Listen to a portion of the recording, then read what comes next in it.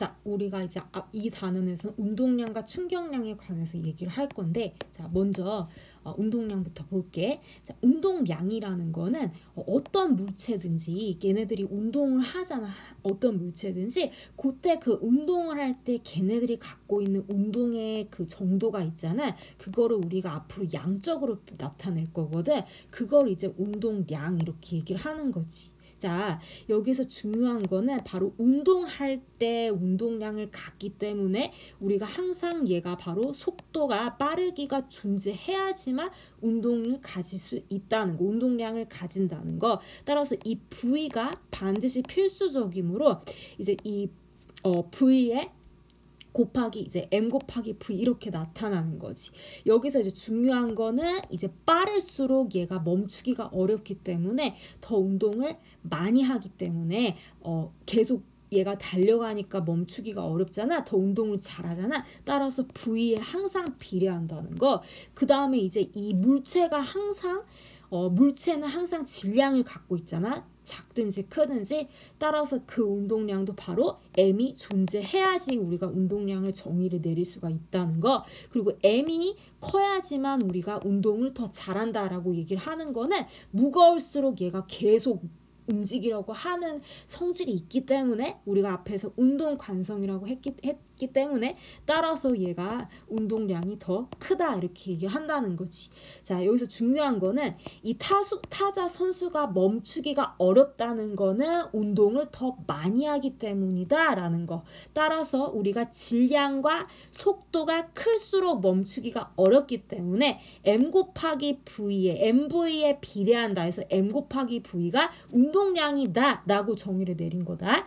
M은 킬로그램 그리고 V는 속도라는 거, 속력이 아니라 그러니까 운동량은 속도이기 때문에 운동량도 바로 방향이 있다는 거. 그리고 킬로그램 곱하기 미터 per second 이렇게 나타낸다. 자, 그래서 운동량의 방향은 속도 방향을 쫓아가고 오른쪽 방향이면 운동량도 오른쪽을 뜻하는 거고 마이너스면 왼쪽 방향을 뜻하는 거다. 자, 그 다음에 이제 알아둬야 될 거는 운동량과 운동량의 변화량의 차이. 그럼 운동량은 M 곱하기 V이므로 운동량의 변화량은 세모 변화 곱하기 M 곱하기 V잖아. 여기서 항상 질량은 변화가 없기 때문에 운동량의 변화는 바로 속도의 변화량에서 온다라는 걸 우리가 알 수 있다는 거. 그러니까 속도의 변화량만큼 운동량의 변화량은 커진다. 변화한다, 변화량과 같다 이렇게 비례한다라고 한다는 거지. 자, 그래서 우리가 반드시 알아둬야 될 건 운동량의 변화량은 바로 질량이 아니라 속도의 변화에서 왔다. 델타 V에서 온 거다. 그러니까 속도의 변화가 없다는 거는 운동량의 변화량이 없다 이걸 뜻하는 거지. 얘가 있어야지만 우리가 이 델타 P 운동량의 변화량을 정의를 내릴 수 있다는 거. 자, 그럼 여기서 운동량을 변화시키고 싶대. 그럼 뭐를 변화시키고 싶은 거다? 질량은 변화가 없잖아.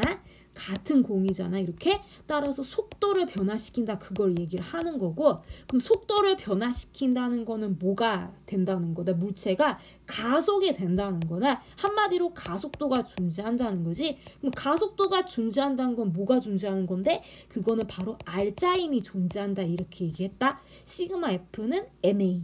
그러니까 따라서 우리가 여기서 알 수 있는 건 운동량을 변화시키는 거는 바로 이거는 얘를 가속도가 존재해야 하므로 뉴턴 제2법칙에서 힘이 필요하구나 이렇게 알 수 있다는 거지. 얘가 똑같은 말이잖아. 운동량 변화는 속도 변화랑 같은 말이므로 따라서 힘을 가해줘야지 바로 운동량을 변화시킬 수 있다 이렇게 얘기한다는 거. 그러면 시그마 F는 MA잖아. 그럼 여기에서 운동량이라는 거는 바로 T를 얘를 다시 식을 정리해서 이렇게 하니까 얘가 MV가 아까 운동량이라고 했으니까 얘가 운동량의 변화량이잖아.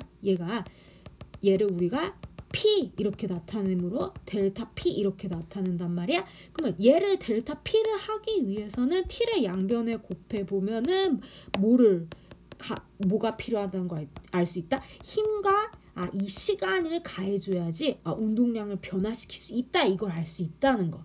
자, 따라서 이거를 우리가 얘를 밀어주는 요 힘을 우리가 앞으로 뭐라고 얘기할 거냐면 충격력 이렇게 얘기할 거고, 그리고 얘를 가해줬을 때 그 미는 시간이 있잖아. 걔를 우리가 충돌 시간 이렇게 얘기할 거야. 그래서 얘를 우리가 합해서 충격량 이렇게 얘기를 한다는 거. 따라서 운동량을 변화시킨다는 거는 m 곱하기 델타 v는 바로 뭐를 해줘야 된다? 힘과 시간을 가해줘야 된다라는 거. 그리고 또 한 가지, 운동량을 변화시키는 그 량만큼 충격에 가한 량도 바로 이퀄 같은 관계라는 거. 자, 예를 들어서 정지에 있는 이 물체를 빠르기를 100으로 얘를 늘리기 위해서는 반드시 힘을 가해줘야 되겠지. 왜냐면 속도를 변화시키는 거잖아. 그럼 델타 V가 양수이므로 바로 얘가 같은 관계잖아. 동등 관계니까 힘 곱하기 시간, 충격량도 양수만큼 똑같이 가해줘야 된다. 이렇게 알 수 있다는 거지. 그럼 양수라는 건 아까 얘기했듯이 오른쪽을 뜻하는 거잖아. 그래서 이쪽 방향으로 힘을 가해서 얘를 100m/s 이만큼 가속했다. 예를 들어보면 초록색 공과 검은색 공이 부딪힌단 말이야. 그럼 부딪히는 거 우리가 앞으로는 이제 충돌이라고 얘기를 할 거거든. 그럼 얘가 이제 부딪힐 때 초록색 공은 이렇게 달려와서 이렇게 얘를 이렇게 밀 거고, 얘가 이렇게 달려왔잖아. 그러니까 얘를 이 방향으로 밀 거잖아. 얘가 바로 A가 B에게 가한 힘 이렇게 얘기를 한단 말이야. 그러면 그 반대로 검은색 공도 이 초록색 공한테 어떻게 하겠다? 얘도 밀 거지. 왜냐하면 충돌이라는 거는 서로가 서로에게 힘을 가하는 걸 우리가 충돌이라고 하기 때문에, 따라서 얘도 이쪽 방향을 밀기 때문에 얘를 검은색 공이 얘를 초록색 공이 이렇게 미는 거잖아. 얘가 얘를 이렇게. 따라서 얘를 우리가 B가 A에게 힘을 가한다 이렇게 얘기를 하는 거다. 그럼 여기에서 얘네들이 힘에 서로에게 가하기 때문에 우리는 이제 뭐를 알 수 있냐면 얘는 지금 오른쪽으로 플러스 방향으로 힘을 가했고, B는 A에게 마이너스 왼쪽으로 힘을 가했구나. 이걸 알 수 있단 말이야. 그럼 여기서 자세히 보면은 화살표의 길이가 줄어들었어. 그 말은 뭐다? 속도의 크기가 줄어들었다. 그러니까 뭐예요? 속도가 A는 감소했구나. 그럼 B는 더 늘어났네? 속도의 B가 더 증가했구나. 이렇게. 그러면 얘가 속도가 감소했다는 거는 뭐 어떻게 됐다? 가속도가 음수라는 거지. 그럼 가속도가 음수라는 거는 바로 여기에서 힘을 바로 마이너스에서 받았구나. 그래서 얘가 가속도가 음수, 속도가 감소하는구나 이렇게 된다는 거. 얘가 다시 F, B가 A에게 가한 힘이 바로 M, A의 질량, 그 다음에 곱하기 A의 가속도잖아. 그래서 얘가 마이너스 왼쪽으로 얘를 쳤기 때문에 얘가 가속도가 어떻게 된다? 음수다. 그럼 가속도 음수라는 거는 속도 감소하는구나. 이렇게 된다는 거지, 여기서. 자, 그 다음에 여기는 얘가 이제 얘를 이렇게 속도는 얘가 증가했잖아. 그럼 똑같은 식으로 A가 B에게 친 게 양수의 힘으로 얘가 B의 질량 곱하기 가속도라면은 얘가 양수이기 때문에 가속도도 양수, 그러니까 속도 증가 이렇게 된다는 거지. 따라서 여기서 A와 B는 항상 충돌하는 거는 서로 어떻게 한다? 서로가 서로에게 미는 것이니까 항상 반대 방향으로 힘을 받는다 이렇게 얘기를 한다는 거. 그 다음에 A의 운동량은 이쪽으로 검은색 공은 이렇게 밀 거고, 따라서 얘는 마이너스 힘이기 때문에 가속도가 음수이므로 속도 감소. 자, 속도 감소를 우리가 앞에서 뭐라고 했더라? 운동량 감소. 그 다음에 얘는 오른쪽으로 힘을 받았기 때문에 A에게서부터 따라서 가속도 양수이므로 속도 증가는 의미한다. 얘는 P가 증가를 의미하는 거다. 자, 그래서 속도가 변하는 이유는 왜 그렇다? 바로 뭐하기 때문에 충돌 과정에서 항상 힘을 주고받을 수밖에 없기 때문에 속도가 변하는 거다. 양수의 힘은 가속할 거고 음수의 힘은 속도 감소할 거고. 자, 그리고 중요한 거는 자, 무거운 건 가벼운 건 항상 어떤 힘을 받는다? 같은 힘을 받는다. 왜냐면 충돌 과정에서 서로가 서로에게 미는 힘은 같을 수밖에 없는 뉴튼 제3법칙에서 예를 들어서 이 초록색 공과 검은색 공이 아까 했던 그 공들이 이제 충돌한다고 해보자. 그럼 충돌한다는 거는 어떻게 하는 거다? 서로에게 힘을 가한다, 민다라는 거지. 그럼 얘가 이쪽으로 이렇게 밀 거야. 그럼 얘는 이제 A공이 B에게 밀기 때문에 A 화살표 B 이렇게 나타내고, 그 다음에 얘가 이 충돌해서 오른쪽으로 이렇게 밀었을 때 검정색 공도 어떻게 한다? 얘를 이렇게 밀 거지, 얘도. 자, 여기서 조심해야 될 거는 충돌이라는 뜻은 바로 서로가 서로에게 힘을 가한다고. 그러니까 얘도 바로 검은색 공도 물론 얘가 먼저 이렇게 타겟을 했지만 그때 검은색 공도 순간 초록색 공한테 이쪽으로 미는 힘이 생길 거란 말이야. 그러니까 우리가 이제 얘를 B가 A에게 힘을 가해줬다 이렇게 표현을 하는 거다. 자, 지금 보면은 충돌을 한다는 거는 내가 너를 오른쪽으로 밀잖아. 그럼 너는 나를 왼쪽으로 민다. 그러니까 항상 어떻게 된다는 걸 알 수 있냐면 서로가 서로 반대 방향으로 민다 이렇게 된다는 거지.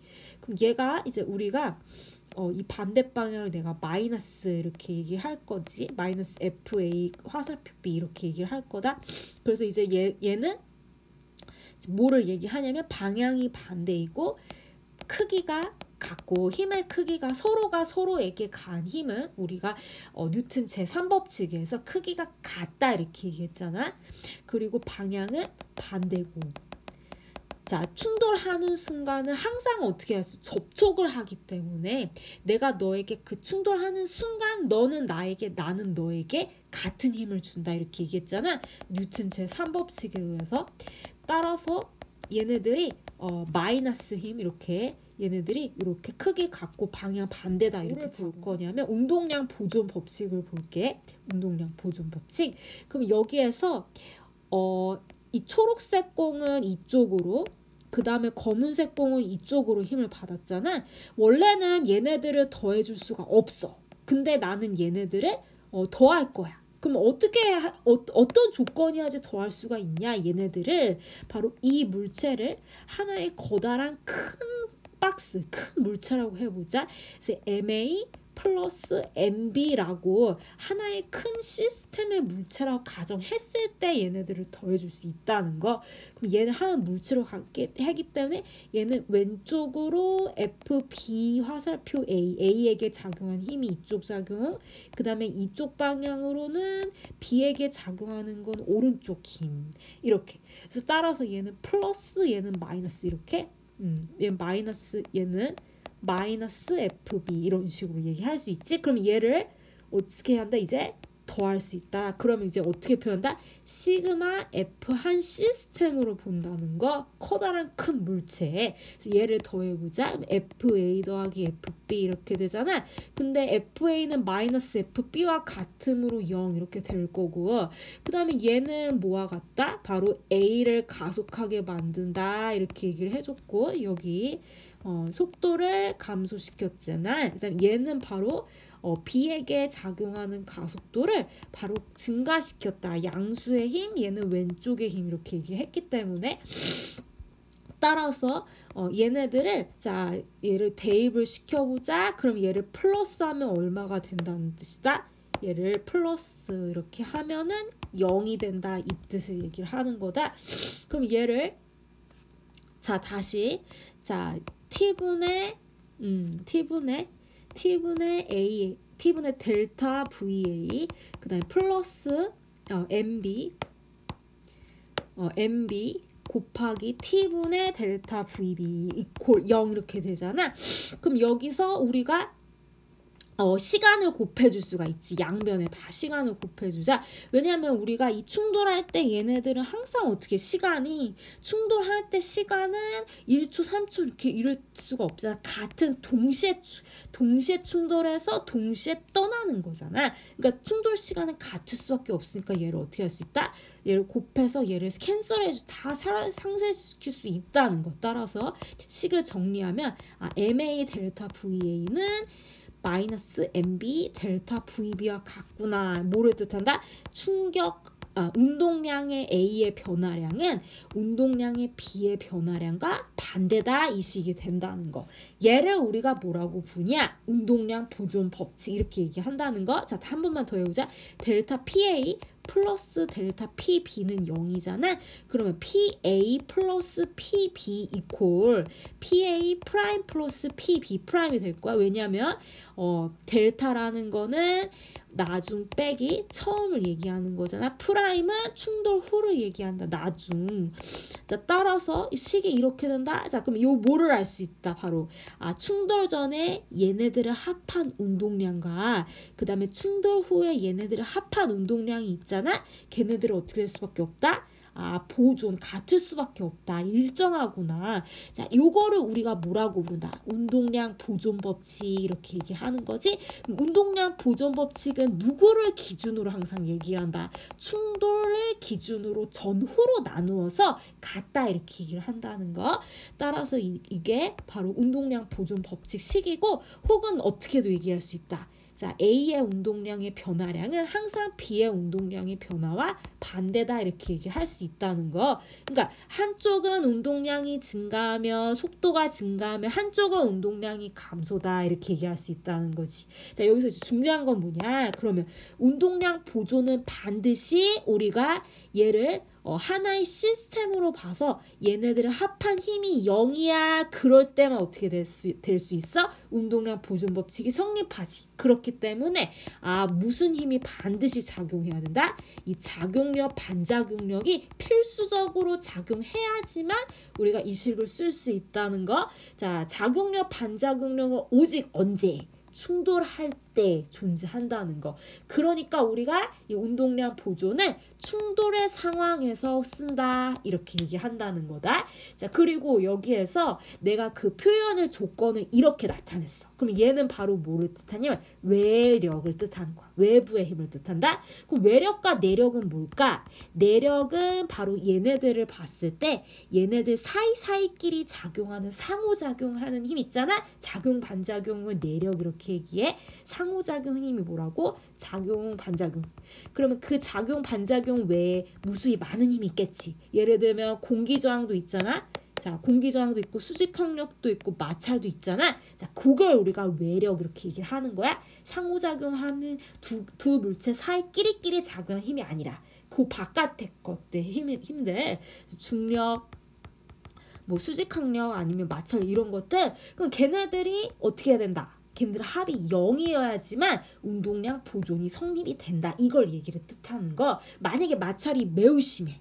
매우 아스팔트 표면이 너무 거칠어.